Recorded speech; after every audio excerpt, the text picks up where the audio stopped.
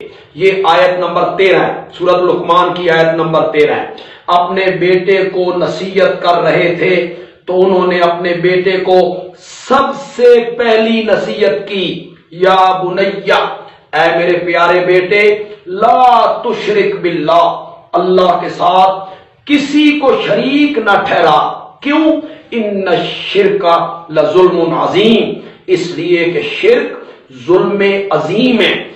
تمام گناہ جو ہیں وہ صرف ظلم ہے، چوری ہے، ڈاکہ ہے، قتل ہے، غیبت ہے، زنا ہے، کم تولنا ہے، ملاوٹ ہے، سود خوری ہے، یہ سب ظلم ہے۔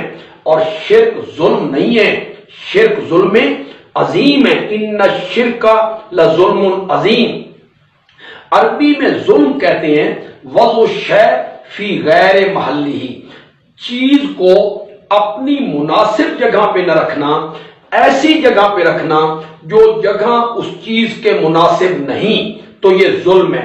مثلا کسی عالم کو ڈاکٹر کی کرسی پہ بٹھا دینا یہ ظلم ہے، اور کسی ڈاکٹر کو وکیل کی کرسی پہ بٹھا دینا یہ ظلم ہے، اور کسی وکیل کو انجینئر کی کرسی پہ بٹھا دینا یہ ظلم ہے، اور کسی جاہل کو ممبر پہ بٹھا دینا یہ ظلم ہے۔